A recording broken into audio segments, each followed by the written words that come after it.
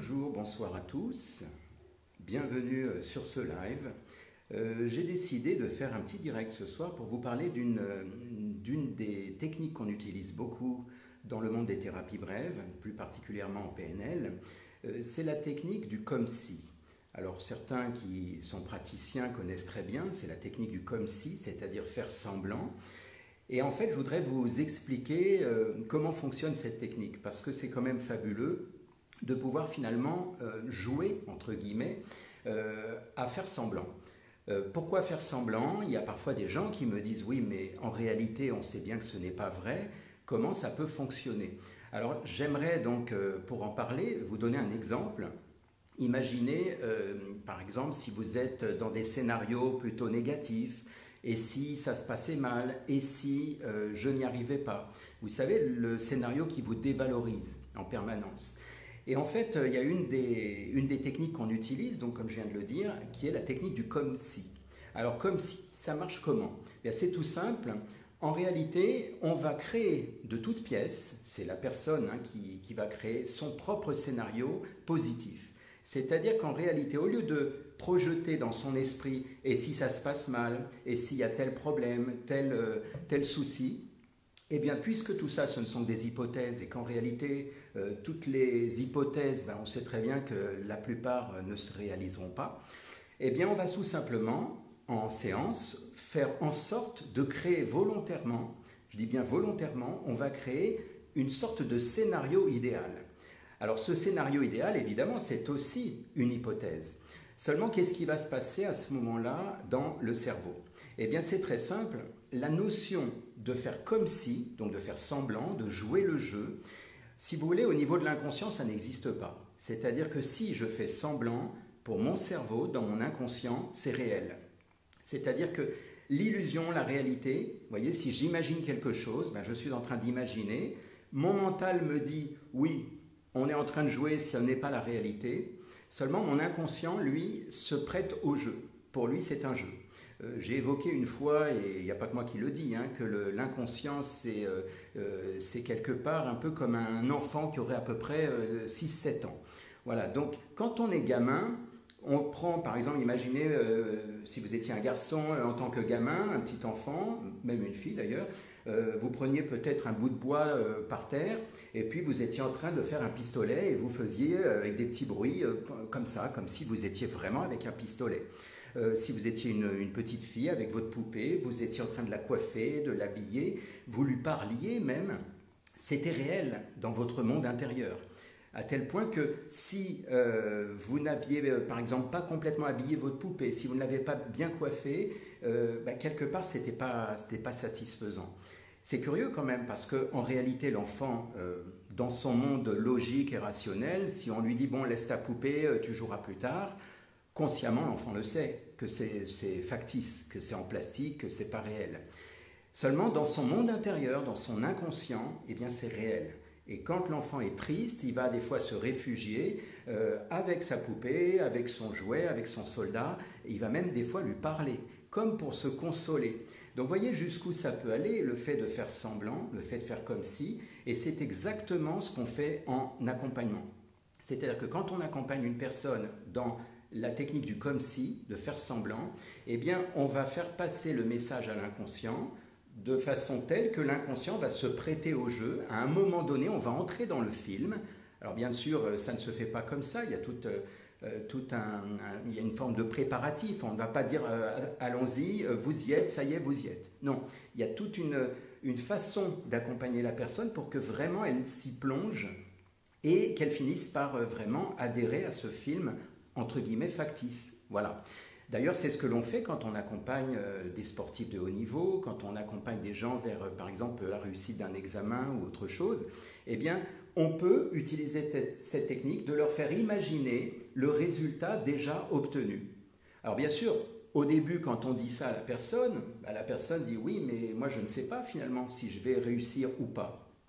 Mais en jouant le jeu du « comme si », qu'est-ce qui va se passer dans son inconscient? Eh bien, la personne va entrer dans ce film dans lequel elle est un peu comme le héros. C'est elle qui va créer sa mise en scène. C'est elle qui va faire en sorte que tout le décor, toute l'ambiance soit satisfaisant pour cette personne. Exemple, imaginez, je ne sais pas moi, un examen. Eh bien, un passage d'examen, il y a des jurys. Imaginez que le jury, on ne sait pas du tout comment il est composé.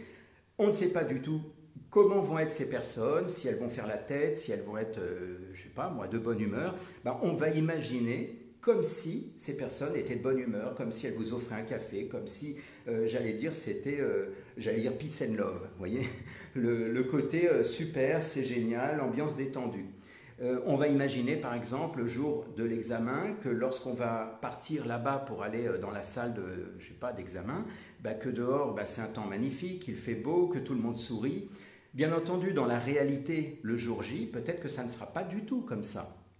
Alors, à quoi ça sert finalement? Parce que si ça n'est pas comme ça dans la réalité, on pourrait se dire, mais pourquoi on va jouer pendant une séance? C'est là où justement la magie opère. C'est que le cerveau a une capacité d'adaptation qui est extraordinaire.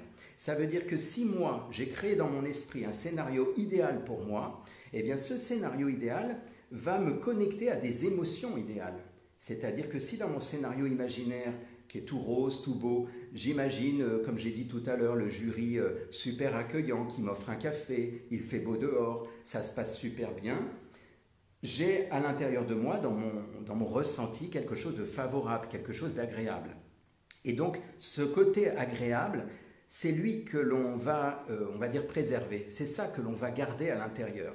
Et si la réalité change, imaginez, j'y vais, il pleut à torrent, le jury est de mauvaise humeur, c'est vraiment une ambiance complètement négative, je vais avoir la réalité de ce que je vois autour de moi avec l'émotion agréable que j'ai créée de toutes pièces en faisant semblant. Et c'est ça qui est merveilleux, c'est qu'on peut donc s'amuser à créer des hypothèses, et pour le coup des hypothèses optimistes, en imaginant le scénario magique, idéal, et le jour J, même si ça n'a rien à voir avec ce que j'ai prévu, avec ce que j'ai créé, eh bien, au niveau émotionnel, au niveau du ressenti, au niveau de mon inconscient, puisque l'émotion, c'est au niveau de l'inconscient que ça se joue, mon inconscient va garder une empreinte émotionnelle agréable. Ce qui fait que même si l'ambiance autour de moi est catastrophique, au fond de moi-même, j'aurai comme un petit soleil à l'intérieur.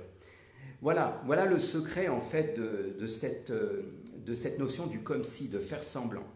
Tout simplement parce que l'imagination l'emporte toujours, même sur la réalité. Donc si la réalité est différente, eh bien la réalité est différente, mais ce que j'ai imaginé va passer en priorité.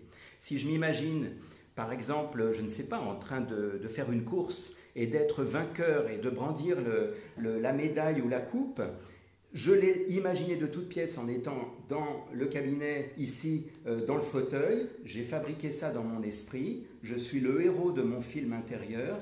Eh bien, le jour J, c'est comme si mon cerveau me disait « de toute façon, tu as déjà gagné ». Alors, ça ne veut pas dire qu'on va gagner à tous les coups. Ça veut dire simplement que tout ce qui pourrait me parasiter, comme par exemple le stress, les inquiétudes, la dévalorisation, tiens, les autres sont plus forts que moi, ils vont gagner, tout ça c'est balayé, parce que dans ma tête, j'ai déjà gagné. Vous voyez, et c'est ça qui est important. C'est pour ça que quand on accompagne des sportifs de haut niveau, on leur fait imaginer le scénario idéal dans lequel ils ont déjà gagné. Voilà. C'est de ça dont je voulais vous parler ce soir, parce que c'est quelque chose qui est quand même, je trouve, intéressant de pouvoir finalement se dire que tiens, je me projette dans une illusion, en réalité, puisque ça n'existe pas, et cette illusion, eh bien, je la transforme pour qu'intérieurement, j'en ai l'empreinte émotionnelle, pour que ça fasse, comment dire, comme quelque chose de réel. Et c'est là où c'est agréable, c'est d'imaginer que le jour J, eh bien, je vais donner le meilleur de moi-même. Voilà. Et donc, c'est de ça dont je voulais vous parler ce soir parce que je trouvais ce sujet intéressant et je me disais que j'avais envie de le partager avec vous parce que ça pourrait être sympathique d'avoir des petits retours des uns des autres, que ce soit vous, si vous êtes des professionnels à regarder ce live, ou même si vous êtes simplement des personnes en train de vous poser des questions sur les thérapies brèves, sur pourquoi parfois on crée un scénario de toutes pièces alors que le mental se dit non, c'est factice, ça n'existe pas. Vous en savez maintenant un peu plus. N'hésitez pas à mettre vos commentaires, j'ai vu que ça défile pas mal depuis tout à l'heure, je vais donc les lire tranquillement Et en attendant, bah, si vous êtes en vacances, profitez-en bien. Je crois qu'il fait un peu beau partout, on va dire. Et puis si vous travaillez, bah, bon courage. En tout cas, moi je travaille, je suis là pendant le mois d'août, donc c'est parfait. Je vais pouvoir prendre le temps de regarder vos messages. Et puis n'hésitez pas, si vous avez des questions, eh bien, je pourrai y répondre de façon individuelle à chacun. Ça défile, ça défile. Bonsoir à tous. Merci pour vos petits messages. Rassurez-vous, je vais tous les lire et je vais y répondre. Voilà, je vous souhaite une excellente soirée et je vous dis à bientôt pour un prochain live. Au revoir.